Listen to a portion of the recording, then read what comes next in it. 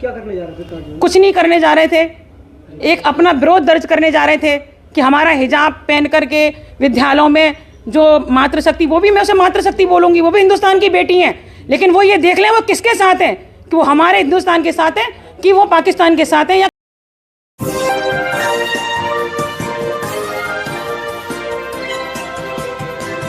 नमस्कार, आदाब, मैं खुशबू अख्तर। और हिजाब का मामला तूल पकड़ता ही जा रहा है। और तूल पकड़ना ये नहीं कि बेटियां हिजाब पहनकर सड़कों पर आ उतरी हैं। तूल ऐसे पकड़ता जा रहा है कि हर जगह अब भगवा गमछा पहने हर दंगाई दिमाग का इंसान सड़कों पर आकर बेटियों को परेशान कर रहा है और जय श्री राम का नारा लगाता हुआ नजर आ रहा है। एक ऐसी ही तस्वीर आगरा से हमारे सामने आई है, जहां पर वो हनुमान चालीसा पढ़ने गए थे। पुलिस ने रास्ते में रोक लिया तो देखिए क्या किया उन्होंने।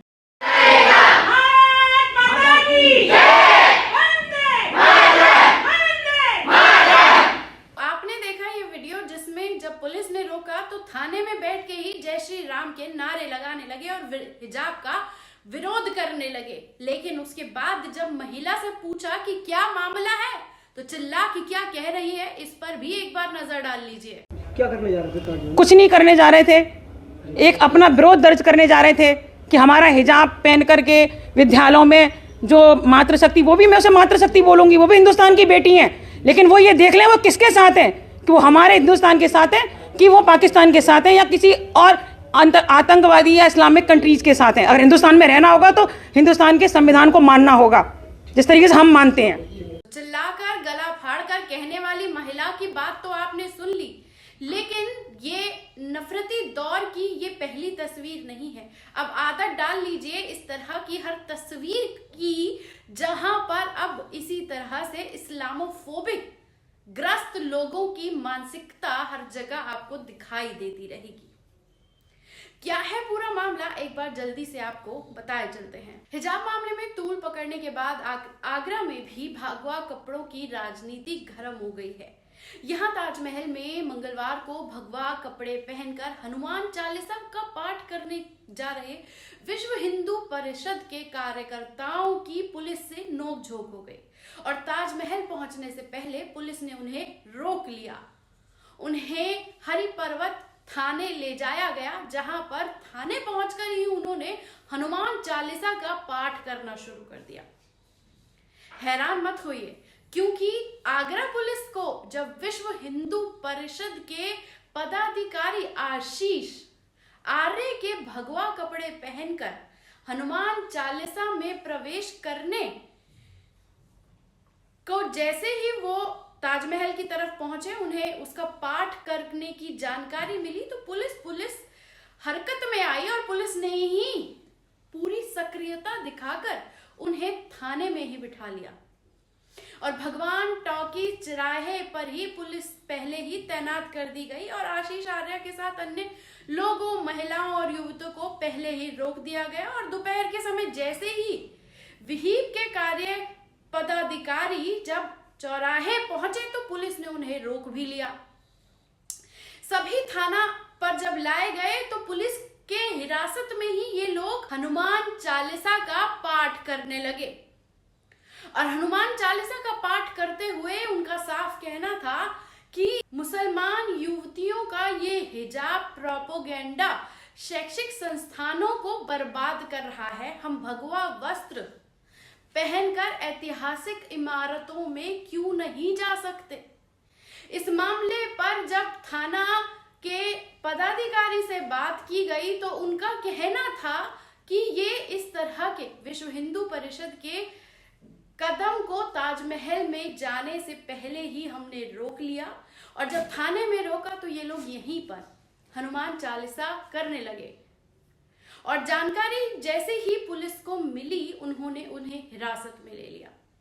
अब उन सभी को छोड़ दिया गया है, लेकिन दोपहर के बाद की ये जो सियासत गर्म हुई है ताजमहल में हनुमान चालीसा पढ़ने को लेकर, ये कहीं ना कहीं बताता है कि देश इस्लामोफोबिक ग्रस्त हो चुका है और उसके बावजूद सत्ता पक्ष गजरावा करके अपनी तमाम सत्ता रोटी को सेकना चाहता है, क्योंकि जनता जब चुनाव शुरू हुआ था तो महंगाई, रोजगार, तमाम वो मुद्दे थे जिस पर वोट होना था। लेकिन अब 80 बनाम 20 की राजनीति से खिसक कर कहीं और ही ये चुनाव जाता हुआ दिखाई दे रहा है। पहले 2 चरण की वोटिंग हो चुकी है, सत्ता को समझ में आने लगा कि वो हार रही है, तो इसलिए गजनवा की नई राजनीति वो लेकर सामने आ गए और वो ये भी जानते हैं कि किस तरीके से वो पछाड़ दिए जाएंगे जनता के द्वारा, क्योंकि जनता का गुस्सा ईवीएम पर दिख रहा है और गठबंधन का पूरा जोर भी है। सोशल मीडिया से सड़क तक गठबंधन में ही एक सुर में आवाजें लग रही हैं।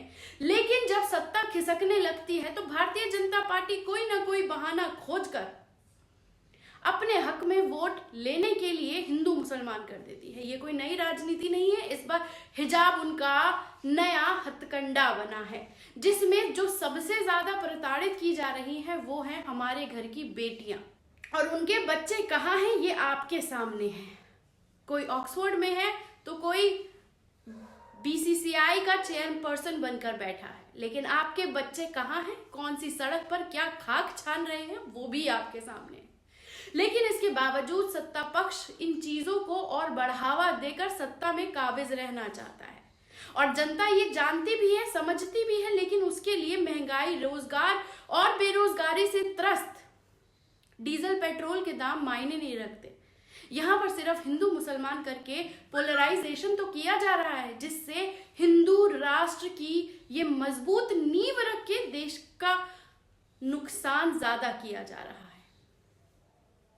इन सब दौर के बीच में 123 करोड़ का घोटाला हो गया, लेकिन आपको कानो कान खबर नहीं लगी होगी, क्योंकि हिजाब इसीलिए इस मुद्दे को इस तरह से घर के बच्चों को विरोध में भगवा गमछा पहनाकर आगे निकाल दिया गया है, ताकि आप लोग इस घोटाले के बारे में अवगत ना हो सके, आपको ना पता चल सके कि आपके बैंकों में पड़ा पैसा चोरी हो चुका है। कहाँ लाखों ट्रिलियन की इकोनॉमी हमारे देश में लानी थी, बल्कि अगर आज की स्थिति की बात करें तो हमारा देश उतने ही इकोनॉमिक ट्रिलियन के नुकसान में है। रोजगार त्रस्त है, महंगाई ज्यादा है, लेकिन हिजाब के नाम पर बच्चों तक जो बात आ पहुंची है वो कहीं ना कहीं परेशान करती है, और इस बात पर भी सवाल उठता है कि जनता क्या चाहती है।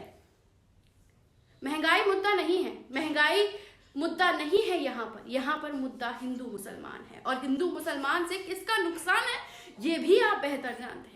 लेकिन उसके बावजूद क्या आप किसे चुनते हैं यूपी ये डिसाइड करेगी, लेकिन उसके बाद आने वाला वक्त बताएगा कि ये जय श्री राम के नाम पर किस तरह से ये जो भगवा आतंकवाद फैल रहा है उस पर रोक कैसे लगेगी। कैसी लगी ये रिपोर्ट, कमेंट बॉक्स में आकर अपनी राय देना ना भूलिएगा। शुक्रिया।